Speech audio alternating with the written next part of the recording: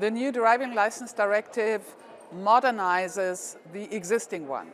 What we're doing, we're harmonize provisions all over the European Union.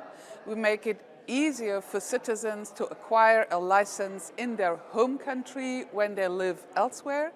We enter the digital age, so there will be the right for a digital license until 2030, which is, of course, especially for young people who have everything on their smartphone, a very important change.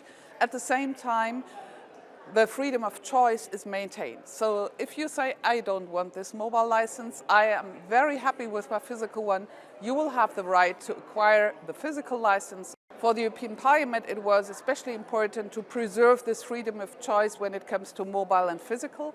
It was also important to give the people freedom of choice to do the driving exam in their country of origin or in their country of residence, which we both achieved. We achieved, let's say, halfway. The Parliament wanted that the accompanied driving, which is also a very important new element, some countries already have it for passenger cars. It becomes mandatory for passenger cars, which was already in the Commission proposal.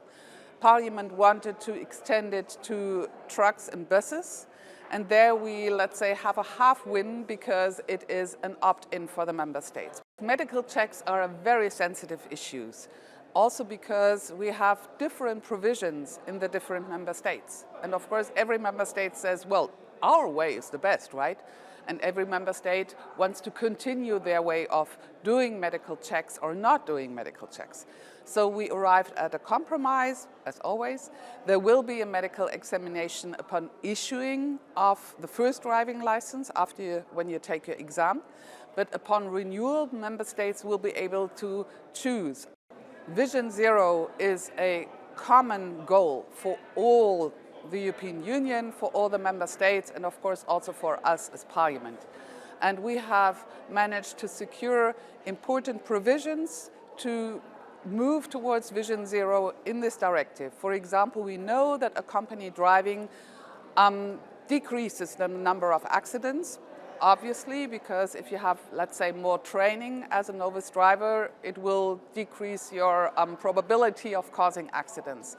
We have also put in measures that during the education for your driving exam, you have to learn how to use the safety features. We have the zero tolerance on alcohol and drugs for novice drivers during the probationary period, which some member states already had, but there was no EU-wide harmonization. And we know that alcohol is one of the main drivers for accidents and fatalities. It is one important part and cornerstone of Vision Zero, but of course it cannot stand alone.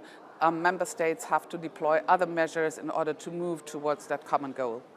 During the education, we have, which is very new and very modern, we have the introduction of simulators.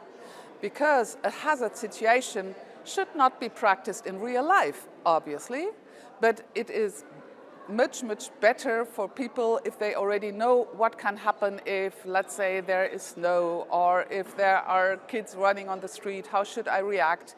And you can practice this in a simulator, which is now a mandatory part of your education. And this, I believe, will help to reduce fatalities in traffic.